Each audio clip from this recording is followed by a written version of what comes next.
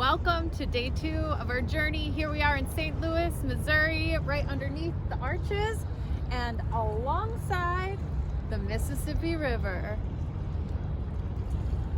Yesterday we talked about how we had 4 qualities that were necessary for life, and that was air, water, shelter, and space. And those aspects make up our habitat, and it's the relationship between all the living things and all the non-living things that make up our habitat that is our ecosystem. So here we are, we have so much fresh water. At least it looks like a lot of fresh water, but actually of all the water on the planet, only about 2.5% of it is fresh water, and that's what we need and all other living creatures need for life. Of that small tiny percentage, that 2.5% of fresh water, 1.2% of that is in our lakes, streams, rivers, creeks. You know where the rest of it is? It's locked up in glaciers and in the groundwater. So we don't just need fresh water, we need clean fresh water in order to be healthy.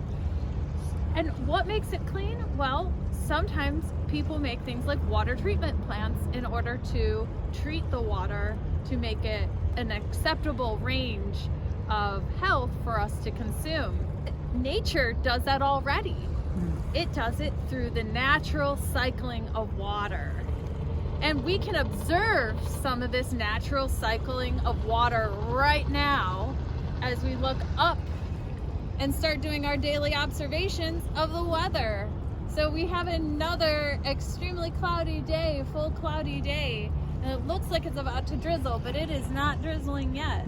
As we move on to our daily observations sheet, which is our next activity for today, we are going to look at the date.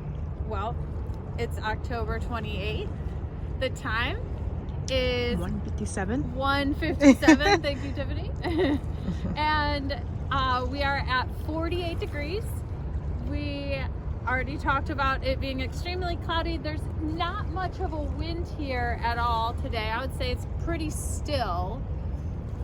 And as we look at our elevation, we're actually at 390 feet above sea level today. Yesterday we were at 740 feet above sea level at both in both Fort Wayne and at the Huron River.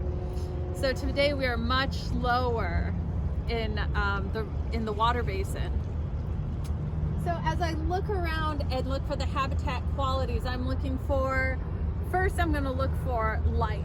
And what kind of life do I see? Well, just as we were starting, we saw a heron flying downstream.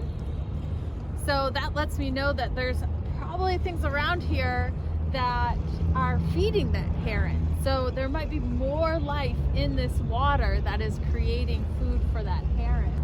I see people walking. I see people driving in cars. I saw people flying a helicopter. We didn't see that yesterday. We see people who were getting on the boats. We see people who are driving the boats. And I haven't noticed any insects around here, but if I flipped a few more rocks or more sticks, I might find some. And if I start looking at, there are some trees. There are some planted trees by the city over on this side. But there's no plants immediately around me here at this part of the river's edge. So as I look at what are some of the non-living or abiotic features of this habitat, I have noticed more here than at the Huron River, but there is a lot of human impact in the form that I see some fireworks, I see a lot of partially drunk bottles, I see some styrofoam laying around. Not living. I see lots of woody debris today, which we didn't see alongside the other rivers so much. On top of that, I see a lot of man-made structures, roads, of course the arches, the lamps, bridges, boats. There's a casino across on the other side, a Cargill factory, and the train, and some more cars and antennas, wires, some industry happening downstream. So those are some of the basic abiotic and biotic factors, and the way that they work together creates the whole ecosystem of life here. Surrounding land use type, definitely a large portion of people are using this place. I see that it's being used for industry, for recreation, for transportation of goods up and down the river, for transportation of people from one place to another. We did the water quality testing. We found it was a pH of 8, so a little bit basic from neutral. Water odor. I don't smell anything. I didn't smell anything particularly distinguishable. Just decaying plants. I didn't see any surface oils, but I do see some bubbling. I might wonder what's making those bubbles.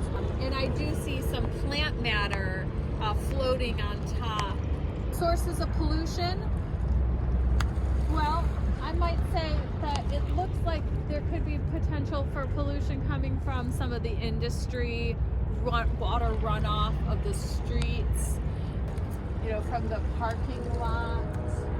Is there adequate amounts of buffering? Well, a lot of this is going right up to the shore. There's not a lot of forest here, like what we saw yesterday, buffering in the in Fort Wayne and in the Huron River.